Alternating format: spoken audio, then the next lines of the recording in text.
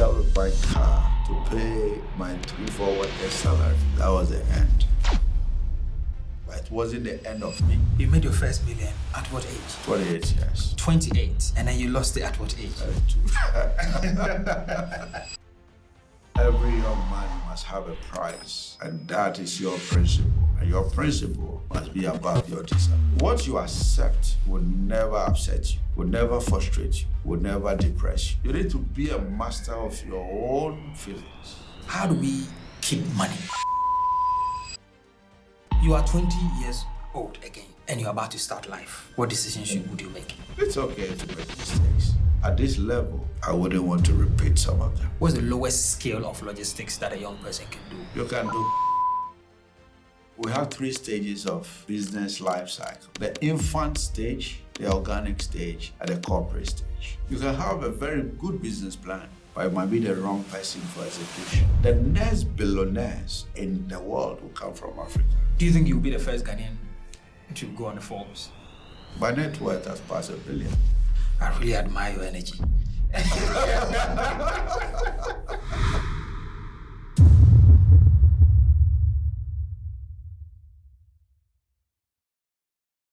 You're welcome to Connected Minds podcast. We serve ourselves on the path of building a studio for our guests and for the audience, and we've done just that.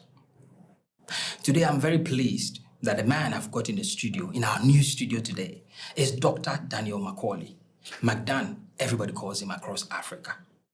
How excited are we, our audience and myself, to have him in our studio?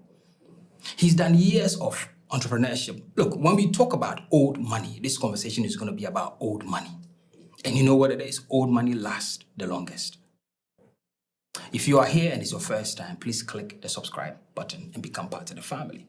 And stay with me as I speak with an entrepreneur who has got many years' experience in building businesses across the continent, serving the entire world with major businesses.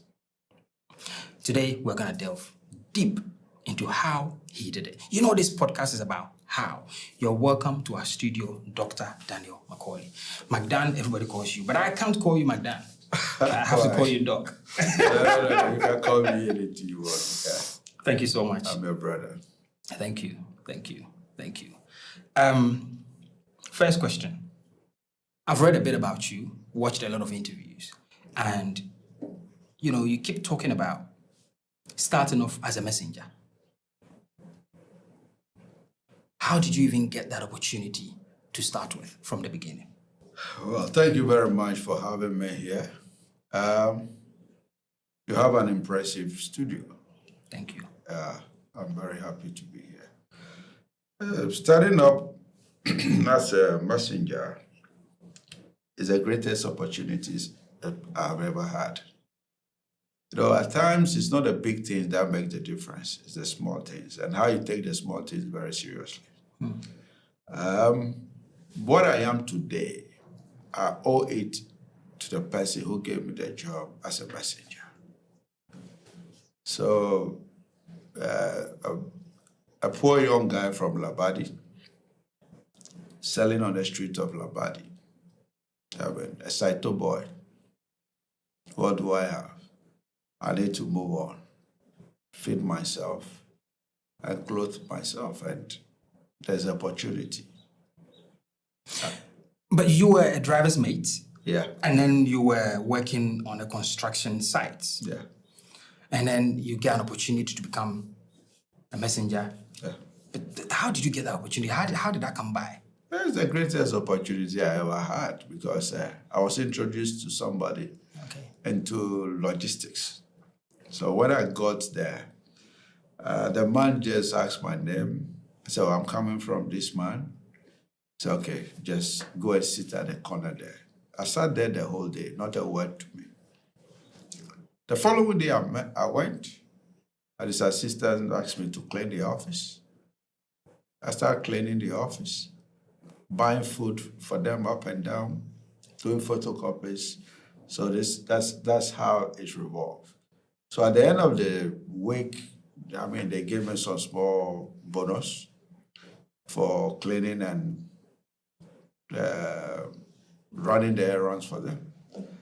I never even get opportunity to touch anything logistics or shipping. So it's just an opportunity. With that, they got to know my discipline, my dedication. So I don't joke with little things in my life. So the little things, I mean, I was quite dedicated to the little job I was given. And one day, one of the managers asked me to pick a document and go to the warehouse to look for cargo. That's all. That's how it all started. How did it then become an opportunity for you? Well, I mean, a little corner I had, a little opportunity I had to start there as a messenger, change everything. If I didn't get one step in, how will I become what I am today in logistics? You know, there are many people who are messengers even today. Yeah. And there were many people in your time. Yeah. What do you think made you different? Well, I could say there is discipline. It's discipline and focus. You know, I was hungry. You know, when you are hungry, you're disciplined. You know, hunger on an empty stomach, your brain works faster. So that was it all. I was very hungry to do something for myself, not for anybody, for myself. I'm sure a lot of young people and even your peers can still tell that the hunger is still there. Yeah, I'm hungry. Why hasn't it left after all these years? Well, I've never reached half of my real potential. Where I am today, I have never reached half of what I want to be. Wow. Yeah. You know, when you grew up in a big family, like yourself. Yeah. I think you had about 9 other siblings. Yeah. And you come out of that family as a breadwinner. How does it feel like? You feel humbled. I mean, who are you?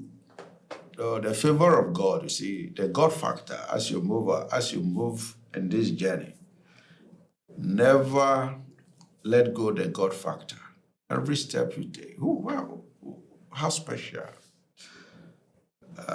are you to be a breadwinner? It's a favor. It's the favor of God. So you have to be humbled for God to make you a breadwinner of a big family. I read a quote by, I think it's McKorley, yesterday.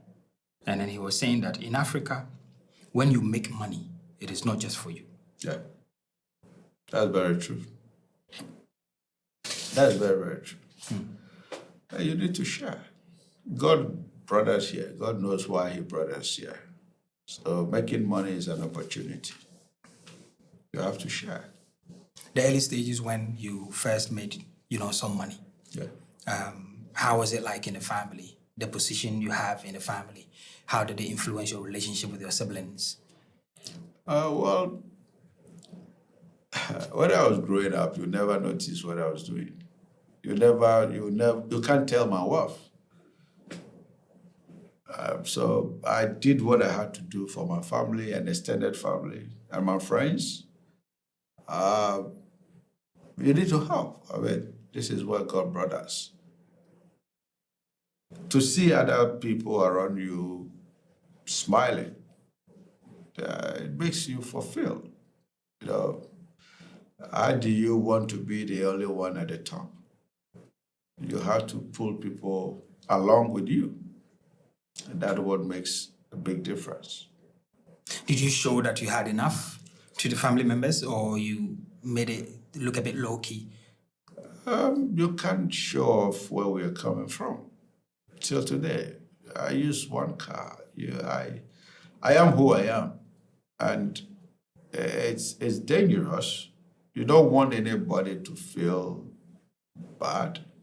And also, when you recognize that it's a favor, it's just a favor. Who are you? You have to keep the same humble steps.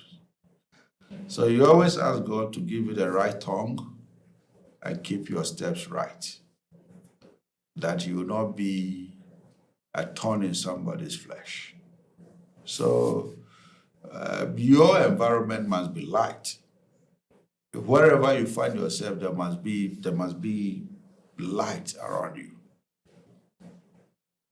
That's how you have to move in our environment. Why? Well, your light also lighting other candles. Being light in your environment should let people draw some kind of hope. As I keep telling people, McDan brand is a brand of hope. So you have to keep that candle burning every day. I get asked this question a lot.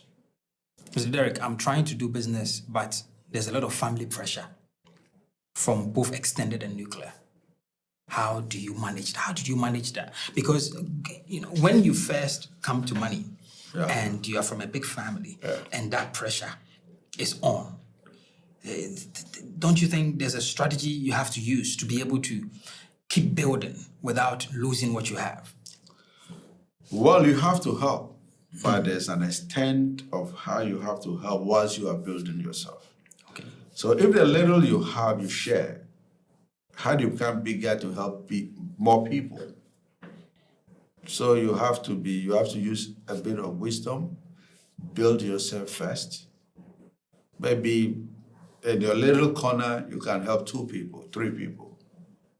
Don't be too proud about that. Concentrate to build yourself. When you build yourself, you can help 1 million people. So that is how the philosophy should go. So you can only get to that level when your principle is above your desire. Can you explain that?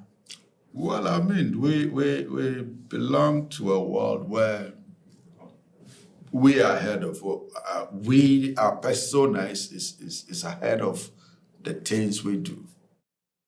It's all had to do with desire. But as a young man, young woman coming up, your principle should have principle. Your principle should be above your desire. What would you say your principles has been? Always above my desire. That makes you think. And make you resilient, because every young man, you must have a prize, and that is your principle. And your principle must be above your desire. It's exciting to see that even at your level, I can still see so much resilience and hunger. Like speaking to you right now, I can still see and I can still feel it in your voice that you're still really going hard, for what you really want and how you want to impact people. Yeah.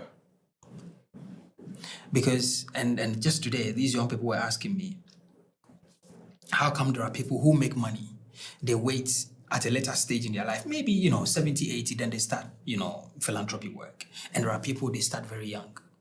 What do you think the difference is? This is a very important question. Giving must come freely. I started doing charity 20 years ago. I didn't start yesterday. The little I had, I shared. You can check some of the pictures, the videos in my past. Before, I was doing it low-key. Okay. 20 years ago, actually 23 years ago, I was doing it very low-key. But it gets to a point you can't control how you give anymore. And it is very difficult to do philanthropic work here. If you do it for show, you can't continue. It had to come from within. We have been very consistent. We have the biggest foundations in Ghana. A lot of people don't know. Is it self-funded? Self-funded, all self-funded. I mean, a percentage of what comes in, we use it for the foundation. And it's all about impact. Why do you think it's important to give? Even at the scale that you are given?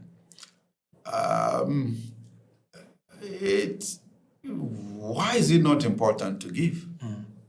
It is important to give. Look at the environment that we live in. One day, if we don't give, it will all turn back on us. We are living in a very toxic, serious environment whereby we have to give. For me, giving back to the youth is not really the goodies. It's not really the things I do for them. It's all about mindset. That is why the Connect, the McDan the McDan Connect, Youth Connect, and the Entrepreneurial Challenge. Apart from that, you can see we have different sections, health, women especially. It's all about empowerment, but how to change the mindset of an ordinary youth on the street. Do you think a change in mindset would help build people's lives financially? That is all that is about. How do you create that connect? Well, I'm not the kind of guy that gives fish. I teach, I show the youth how to fish. It's all about mindset. We cannot go about giving fish. We have to teach them how to fish. So it's all about a mindset. How do you understand if you have 100 cities? How do you think you will be disciplined to spend it? At the end of the day, even making profit, you have to understand what is profit. You also have to understand your environment. So if we, those who are one step ahead of the rest, can sacrifice some time and bring these youth together to tell them that, look, you have to understand the street, the book, and God. You should know these three come together in our ecosystem. The street, the book, and God. Okay, let's take streets. Yeah. Why street? Because I know you're a street boy. Yeah. What values did the street teach you that has been valuable in your business dealings today? Well, hunger. The street taught me how to fight. The street taught me how to win. The street taught me how to respect and subject to authority. In those days, you're rough, but you should know you have seniors. You have to have principle how to go around your seniors. You have to fight. I had may her soul rest in peace. I had an illiterate, well-cultured African woman who was my mother, who taught me the street. My mother taught me how to survive. You won't go out and cry home. When you cry home, she'll beat you and go back and come home smiling. That was my mother. So that's the street. And the street also teach you that 1 + 1 is not 2. 1 + 1 is actually 3 on the street. All right, want to break it down for me? You got to win. Whatever you do, you got to win. But a lot of people don't know. There's a lot of humility to learn on the street. The street can humble you. So me, I'm not from the street. Yeah. So if you're teaching me the mindset of the street, what would you teach me today? Go and get bruises and come back. Okay. Go and get bruised and come back. There's a lot of failure. Our life, the ecosystem that we live in today, right? We have to understand our own environment. We have to understand how your street might not be my street. Your street might be another street. Your street might be not giving up in whatever you touch. Rather, you're a successful young man. Maybe the next thing is to buy a private jet. for yourself. For yourself. You understand? But how do you want to succeed? How do you want to try? Do you just quit, or do you just say no to what is difficult? How many times do you come back? Those are the things on the street. So now let's talk about the books. Yeah. Why are the books important for success? You know, the world is changing so fast, and if you don't go by the book, you won't reach far. Right? The world has become a global village. You have to go to school, pick a degree, and pick another degree, and pick another degree. You know, you need to move. I was a dropout from school. I got to go to the university. I was dropped out for 15 years. After 15 years, I went back to school to pick my degree. I came back to work and went back to pick my master's. Which at that point, I think one of your interviews, you said you had over 30 million. 40, I had some good money. Good money in your account. Some good money. Why were you still able to maintain the composure to, go back to school and sit in the classroom how were you able to do that? You know, as you move in life, there's something called self-actualization. Okay. You need to get to that level that you will not get shortchanged. At least I did it also for my children. If daddy can go back to school after 40, what excuse do you have? I did it for the youth of today. If the youth of today can read my book and say, okay, McKorley went back to school after 40. I was one of the best students. Made time. Still, it is difficult to have money and be disciplined. Talk to me. It's difficult to be sitting on good cash to be disciplined. So how do you compose yourself? There's something called attitude. Attitude must be embedded in you. Just imagine you're waking up at 3 a.m., 4 a.m., sit by a book, learn till 7 or 6, move to the office, work, check your time, 4, 5 o'clock, you're on a motorbike to classroom for a quiz. After quiz, you get back to the office. After school, you get back to the office. And from the office, you get home around 10, 11. You need discipline. You need to be disciplined to do that. Meanwhile, you have money. It's not an easy journey. I think a lot of the time, we speak about have discipline, have composure, especially on the topic of discipline. Yeah. We say this a lot. But what systems do you have in place to make sure that you do what you said you want to do? Everything had to start with you. Okay. It's you. It's nobody else. Discipline starts with you. And if you want to be successful, very successful, you have to be disciplined. I always talk about discipline because the next world is discipline. You can be as successful as you want to be, but when you are not disciplined, that will be very difficult. I always say that a success without story is not a start. It's not success. You can't just get up and say, I'm a billionaire without a story. You should have a history. You cannot be rich without history. You can't do what you want to do without proper history. There must be history in your wealth. Let me stop you here for a minute. We are on a journey of changing the minds and the lives of people. So if you haven't subscribed and become part of the family, please hit the subscribe button and turn on the notification. Thank you. Now let's carry on with the conversation.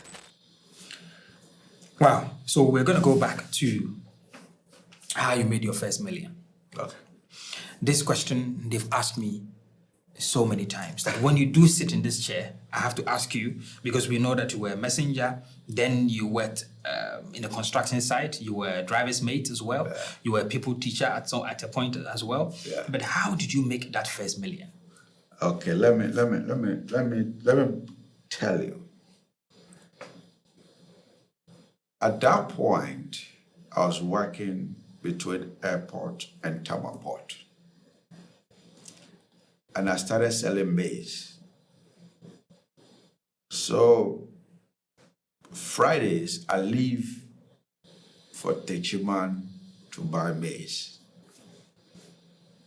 during bumper harvest. I bring it all the way to Isawam. I had some warehouses there during bumper harvest. I can store maize, call quality control to come and fumigate the whole place for me. Leave it there and go back to work. I was making some small money also around Pakpakpa movement. During rain season, I could sell the same maize 4 times the same price. Whenever it's sold, I add the profit and I'll increase my quantity. I'll add the profit, increase my quantity. Add the profit, increase my quantity. I'll make so much money. During those days, and my journey of buying maize, I noticed that Robusta coffee.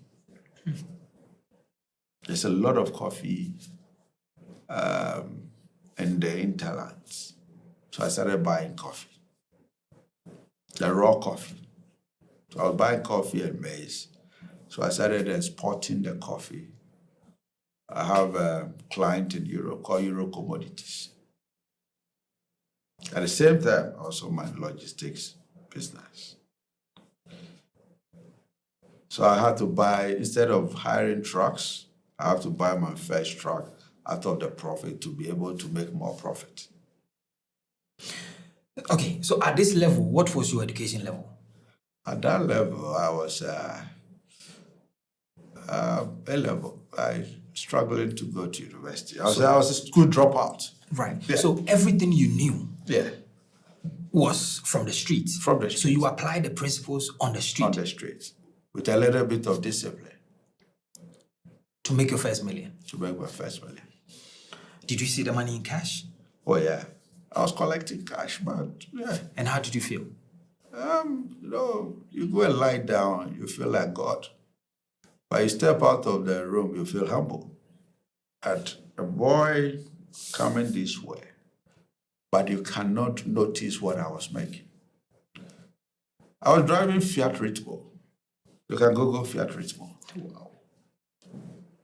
You bet your first $1 million, the car I was driving was Fiat Ritmo. A diesel engine. What was your plan that time? If we take you back to that first million, what was your plan to grow that money? It wasn't enough for me, honestly speaking. Okay. I knew I could do more because it was like an opening. I said, Lord, just keep going, just keep going, just keep going.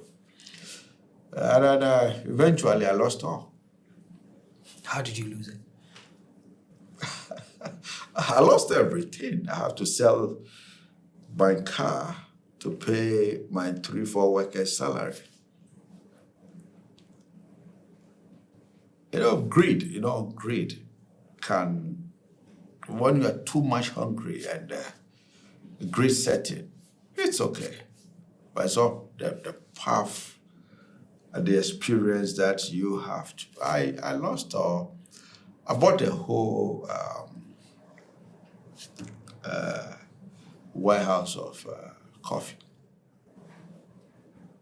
And the price of coffee went down. And I decided to keep it for another season for the price to rise again. Little did I know that I have to insure the whole stuff. So I didn't insure it. I left for school. I was doing my diploma course in Lehigh University. So I dashed to school. I was there when I got the heavy rain and washed away the whole warehouse. And wash away the whole warehouse in the Western region. That was the end of that, but it wasn't the end of me. When the phone call came, Yeah. how did you sound after they told you? I was calm. I've never reacted to problems. Why? I don't react to problems. Why do you react? You don't use feelings. When God wants something to happen, it happens. So at times you need to leave the space for God to let it play out. Don't use feelings. Don't use feelings. Please, you have to get deep into this one. I really want to learn. At times we react, we use feelings to deal with issues. Don't use feelings. You see, what you accept will never upset you. What you accept in your life will never frustrate you. What you accept will never depress you. So, you need to be a master of your own feelings. The world is a wonderful place. If you want to be a very good leader, be in charge of yourself first.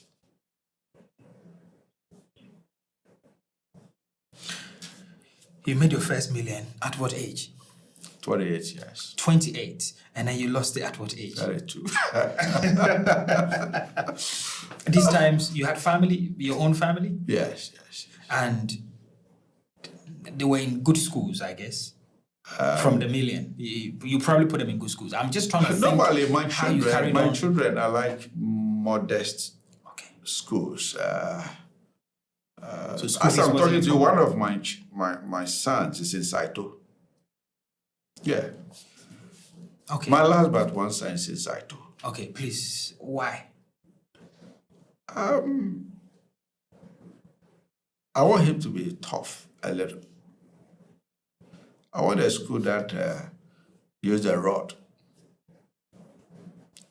I want a school that I can walk in and out and understand that, look, you can't take a lunch box to school. Take money and go and buy some watches by the street and sit in the classroom and learn. That is my life. So I want to give him that kind of training to see, and I have not regretted doing that. Is this coming from a father who has worked so hard for what he has? So he's trying to instill certain values in the kids.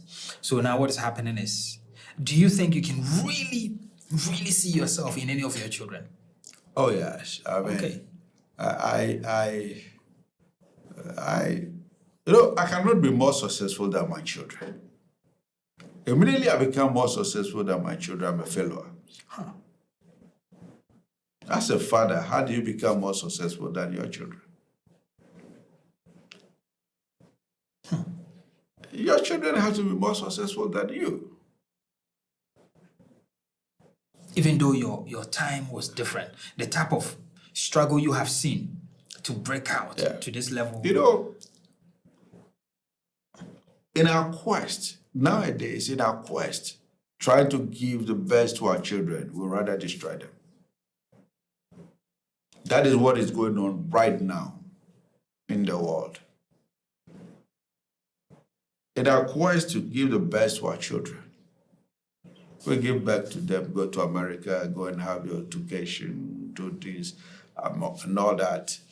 We rather destroy them. We feel we are giving them the best of life, but we rather destroy them. Let them keep the simple life. let them be normal. And to you, what is normal? Yeah, I mean, my son started work in my company as a security guard, a messenger also. He went through the mail. So you see, let's say that's normal, right? Yeah. Must we always come from poverty? No. Okay. Poverty is really a curse. It mustn't be. You understand? That's why you have to fight out of it. The mindset, you see, I look at my son's face and I said, do you understand the value for money? You understand? Yeah. Be normal. Do you understand the value of money? You have to work for something. You have to understand the environment. Wow. I think that session was for me. Not exactly for the audience. It was for me. Yeah. Thank you. So there is a stage in our lives where we make money. Then we learn to keep money. Yeah. Then we learn to grow money. Yeah. How do we keep money? You see, there's 3 stages of life. Okay. When you are young, you work hard, very hard. Relatively, somebody will ask you, what is hard? But I don't want to miss words. When you are young, you work hard. The number of hours you work. I remember one time I was selling books. I was a canvasser, going from office to office to sell books. By 2 o'clock, I'm done. One day I sat down and said, coming home at 2 o'clock, what do I use the rest of the time for? Though I was teaching the children around my area, and I was making some something small from the parents. At times, the parents in the area, I teach their children, they give me food, some give me money. So I use from after school hours, I gather the children and I teach them. One day I said, no, I can do more hours. So I changed the concept. I started selling the books in the McKorley market. So I was going from one shop to another shop. That's where I got to know that women are so passionate about their children. They bought every book for their child, though they can't read and write. So when you're young, you work very hard. When you reach middle age, you work smart. Okay, what does working smart mean? Working smart is you have to evaluate yourself well. You have to analyze things well. You have to work with a different level of mindset while you are using your network. Your network become your net worth at that level. You take a gentle giant steps. That is, you're working smart. How to turn the little you have around. You're working smart. Your investments, how you choose your investments. You have to work smart. And then the last level? You have to let your money work for you. Your money must work for you. At which level? Let's say you start off at 17, hustling. Yeah. At which level, if everything works out, which age do you think is good to start letting money work for us? It varies. You know, in our continent, we don't become rich very early. You know, we don't become rich very early. Why? It's hard. And we don't have access to so many things. You know, it's hard. We don't have access to so many things. There's no real defined way of having steps to Christ, like having those steps up. It's you go, you fall, you rise, you clean yourself, you move in there. The odds are always against you. So we don't become rich that early. So you're looking at your late 50s, from 48 into your 50s, 60s. That is where your money can start or will start working for you. If you are lucky and it hits you at your doorsteps. Because you see, you have to be embedded in you some level of risk. Okay. Right. If you have that risk element in you, it could be good, it could be bad. If you are satisfied with the little that you have, fine. Your money can work for you. But if you get to that level where your appetite for risk, like I woke up one day and said, I want to do salt. That's a huge appetite for risk. So it depends on how your appetite. Then at the level, look, I have a couple of $1 million that would work for me. You're a very fearless man. Because even that salt project, I was just looking at it, and I watched a video from Maya and watched several interviews of it, and I'm just looking. This man says nobody had tried and succeeded, but he did it. Yeah, it's that. With challenges, but yet.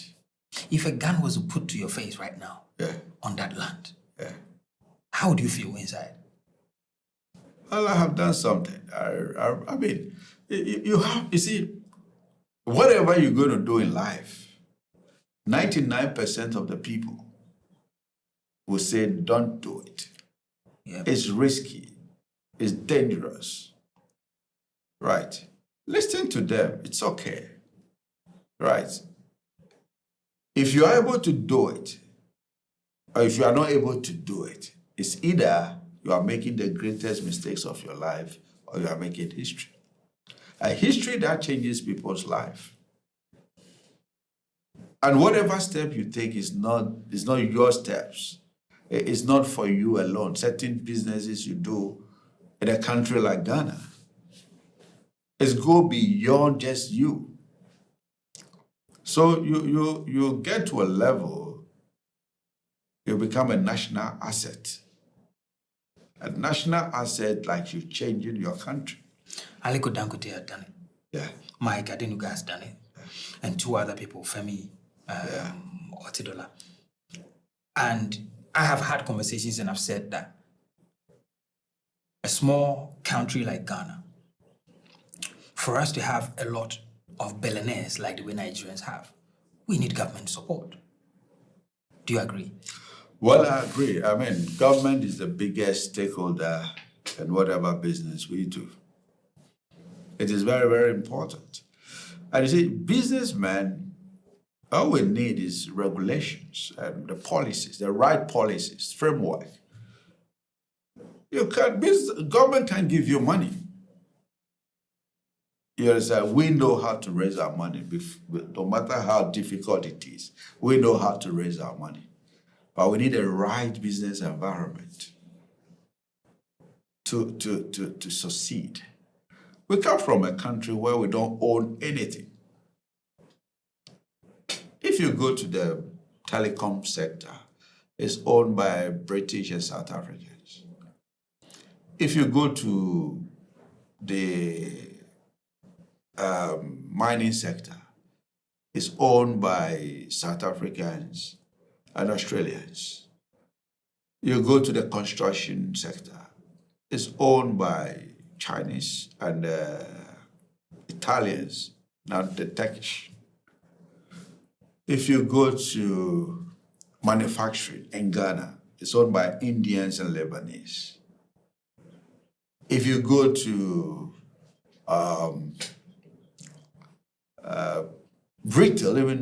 retail, it's owned by the Malcolms, the Indians, the Palaces, the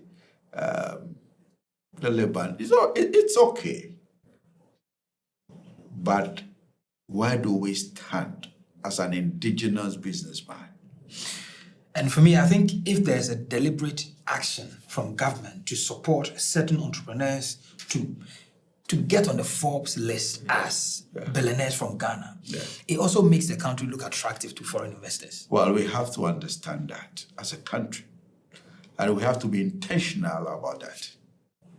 But then the problem is that when I get a contract, people will be sitting there saying that I was favored to get a contract because they don't understand that at a level, those contracts are needed to be able to claim the position of entrepreneurship in the country and allow foreign investors to also bring money into the country.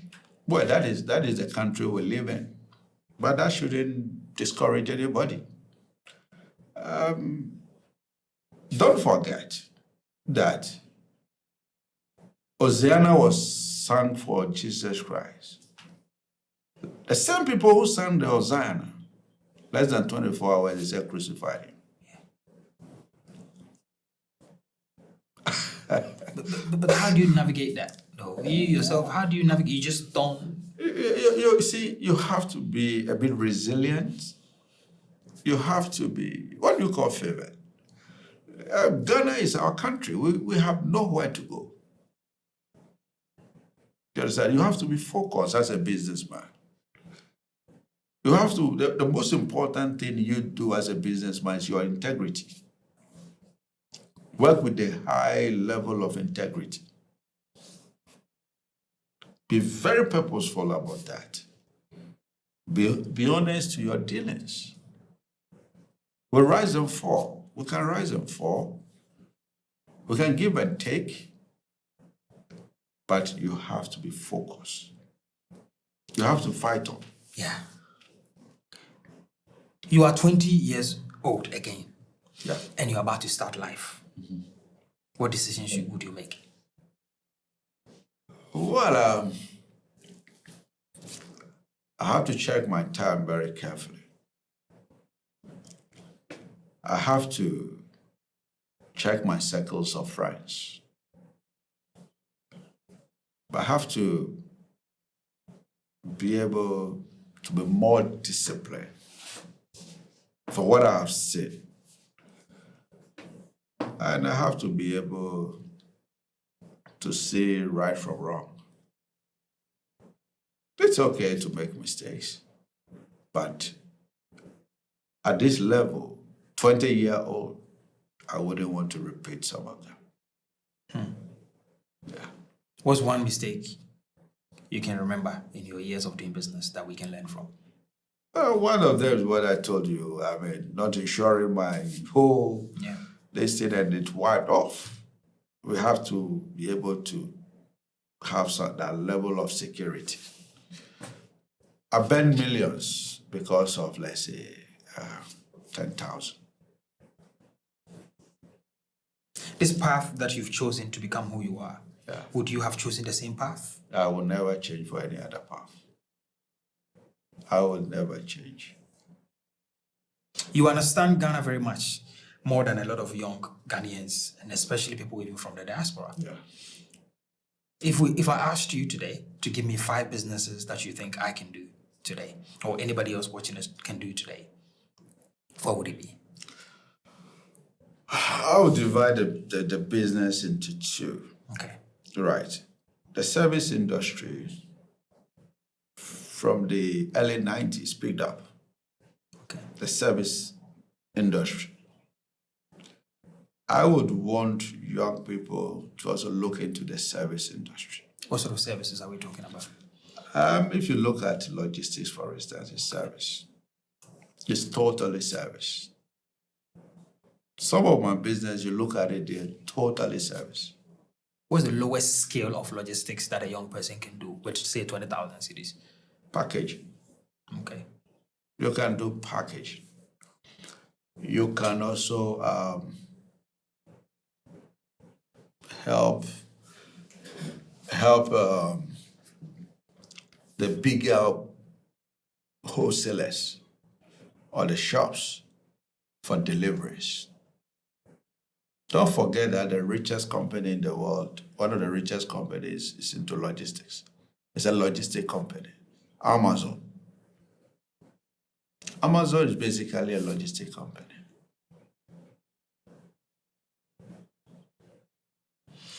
What other service can you think of?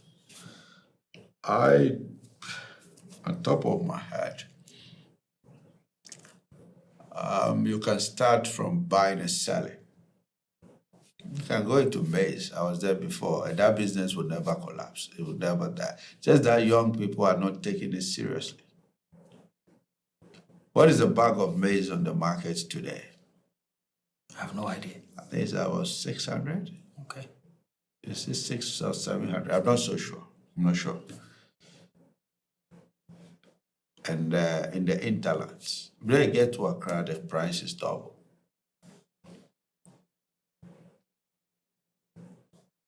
And the other businesses too, you can start without money. Okay, talk to me. What business can I do without money? This is such a big question. I'm sure you've been asked before. It's such a big question. You can start without money, Okay. see, but you have to be honest. All right. See, my only problem in this day, many of the young guys now, they don't want to serve. There's a lot of honor in service. Look around you. There's a lot of buildings going on around you. Where do you think they buy their produce from? There are contractors all around the place. Can you tell me that a hungry boy or a hungry girl can't sell a square meter of tiles to a contractor, a good salesperson? Without money? You can. You can. I think you heard it. Essentially, build value in sales and marketing, find the products you want to sell, and then look for a supplier in the market. You just go, because there's no company in the market that will reject a sale. That's it. And then just put yours on it. That's it. That's it. If you repeat that so many times, that's cash You'll flow. be flying. Serious cash flow. Because this question keeps coming. How do I start a business without money? Maybe now I'm beginning to get it that the people that ask the question are not willing to develop themselves as well. Yes. Yeah. Yeah.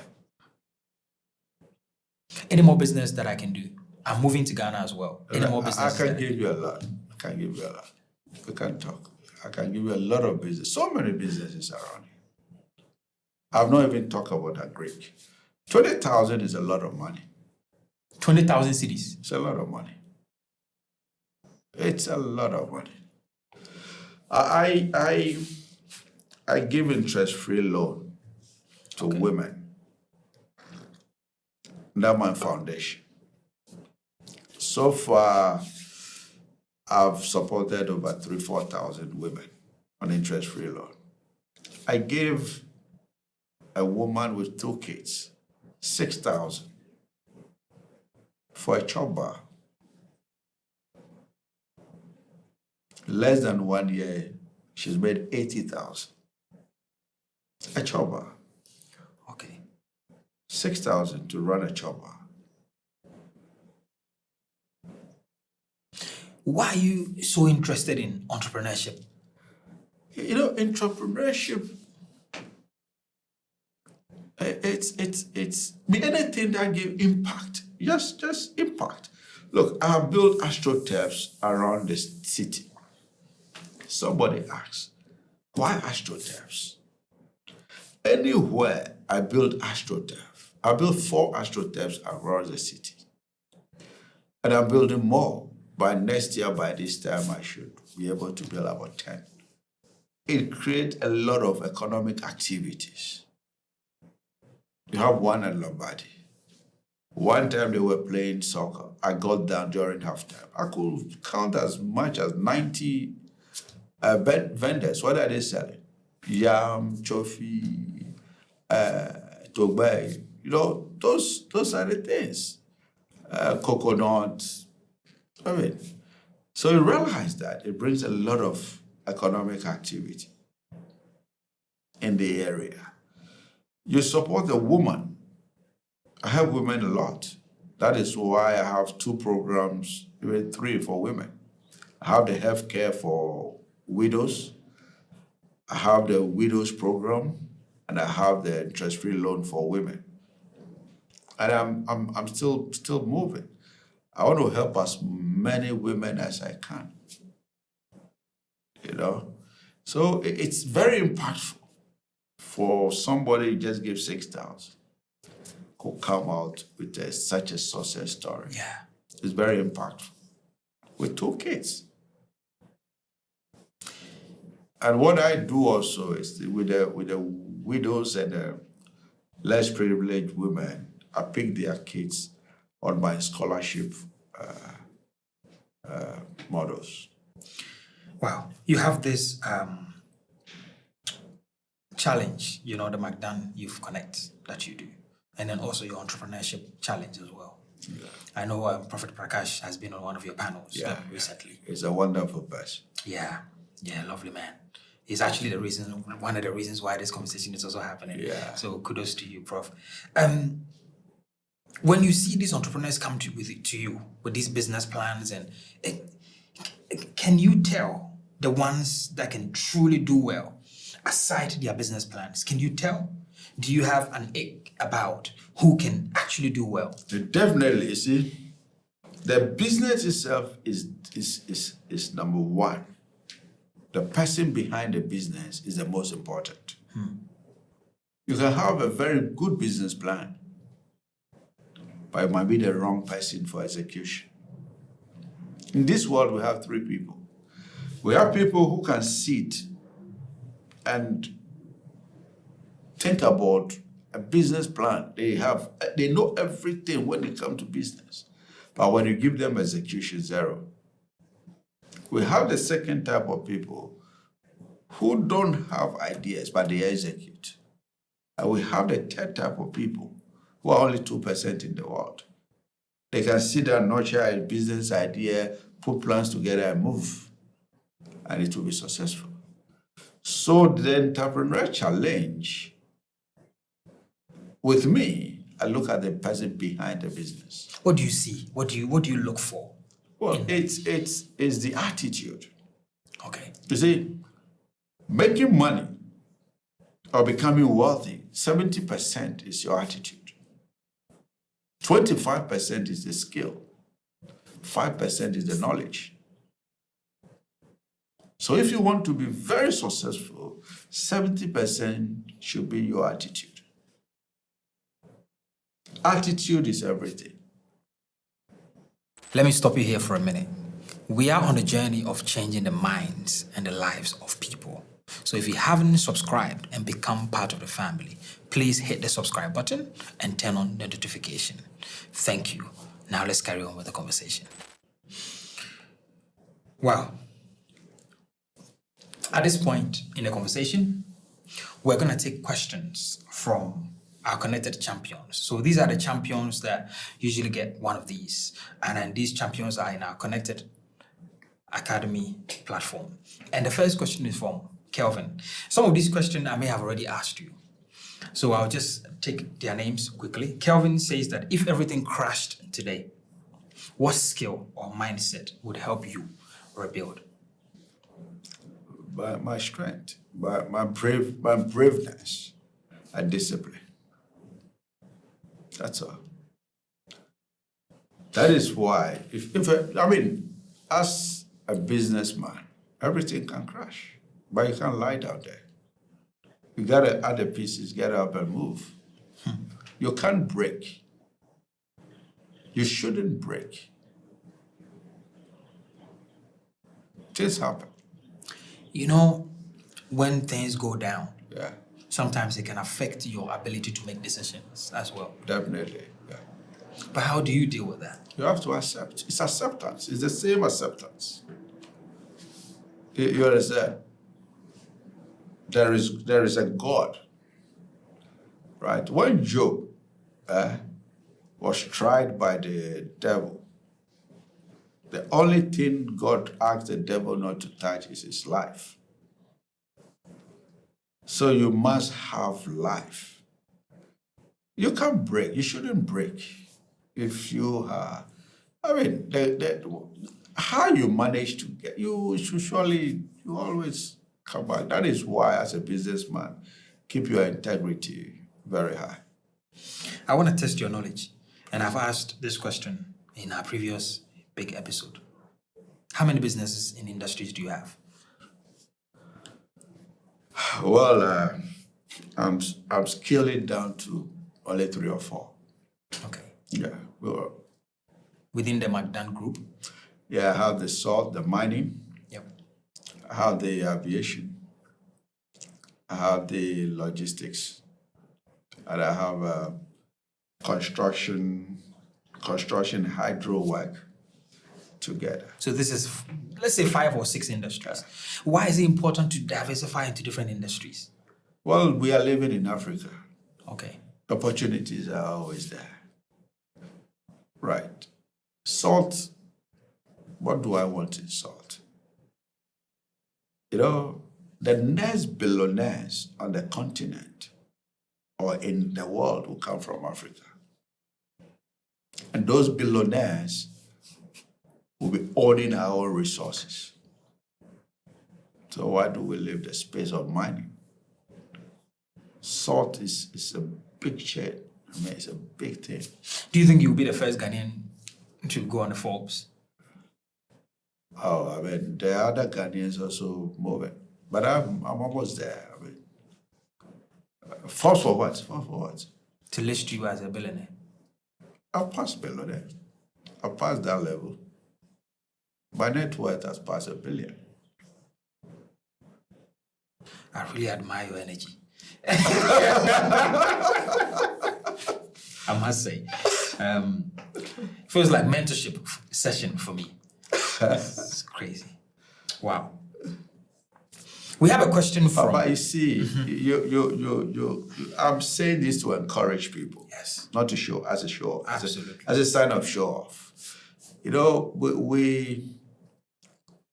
We have to do what we have to do. At the same time, keep our humble steps. There's no need to go flag who you are anywhere. No need, absolutely no need.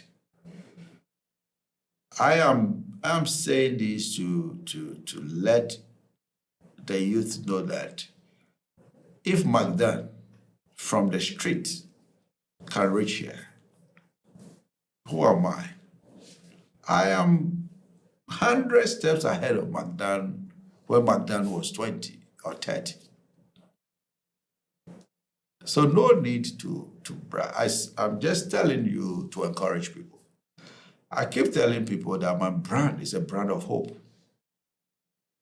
It's the only brand in Ghana I call as a brand of hope.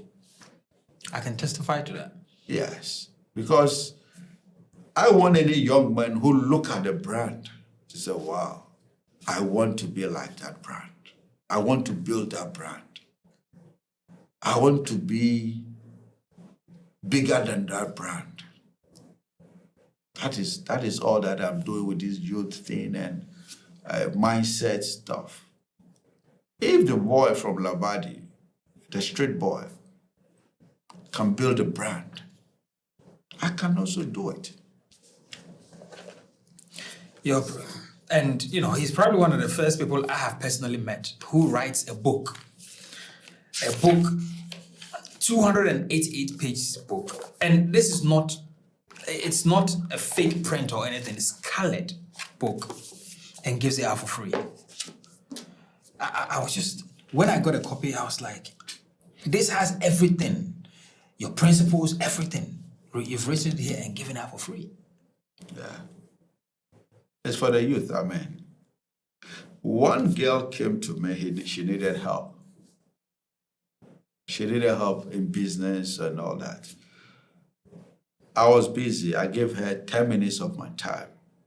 And I said, look, take this book, go and read it and come back. And let me see how best I can help you. She came back to me and told me that, Mr. McKorley, I really don't need your help anymore. I got all the help in the book. What I needed I got it in the book. So this is why I'm giving out for free. The youth should read it. What do you think the youth are really missing when it comes to making money?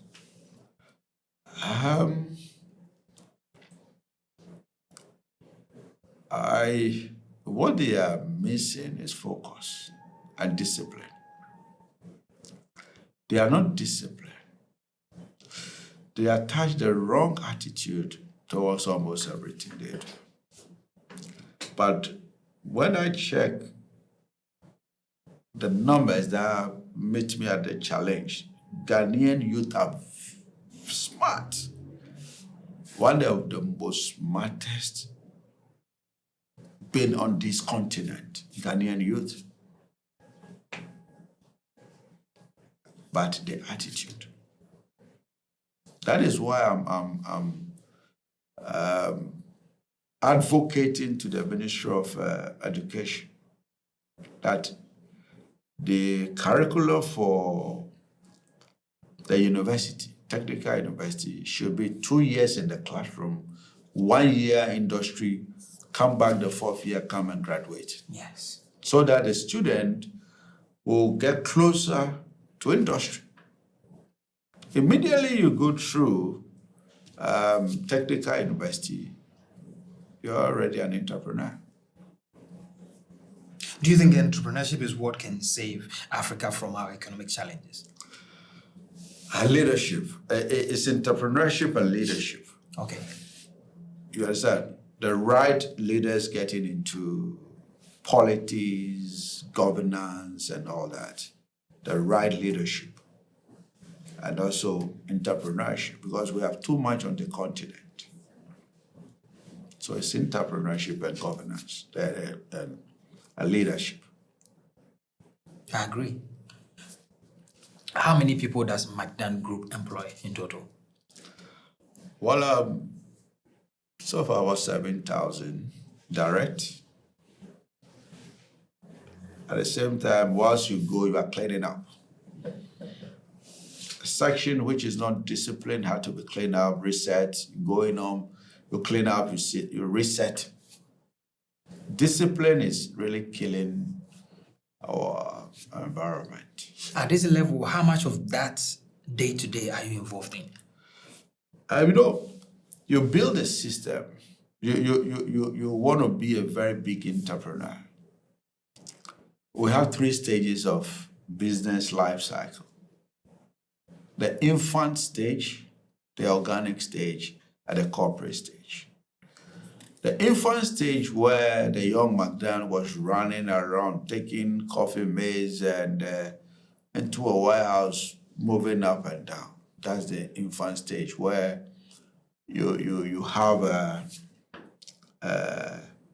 you have to move to certain places yourself and all that. You see money. That's good way to start your business. Well, you are the accountant, you are the cleaner, you are the marketing person, you are everything. You are the HR. Yep. You get to a level where is the organic level. Organic level, you can see the expansion of your business, where you have many clients. And that is the most dangerous stage in your business. That you can easily collapse. Once you move from the organic to the corporate stage, system and structures must work. Immediately your system and structures begin to work, you have succeeded. So building a big business is all about corporate governance, systems and structures to work. You don't need to be involved in the day-to-day. Rather, we have so many competent people. If you stopped working today, would your business still run? It will run. It will run. It might even run better. Wow. There. Francis, from our Connected Academy group, he says that if you were starting from nothing today in Ghana with just 1,000 to 5,000 cedis, what business or investment would you do? Francis, I would prefer I don't start with money at all. You don't mention money at all. I can start with nothing. It was what I told you. Wow. Okay. Francis, you don't need money. You don't need money. And then Owusu said, Yeah.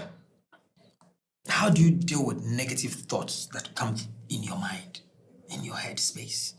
When they are coming in through that door, how do you deal with it? Then Opoko right. This is Owusu. Owusu is too idle. Owusu is too idle. Owusu should get up and be doing something for himself. He's thinking too negative. I wish I could meet him to say, check his time, how he uses his time. Negative thought will always come. But what kind of negative thought? So Owusu, I think you are too idle. Wow. And then Albert said that, how do you decide which industries to expand the McDan group into? I now have a board. Okay. Now I have a board, and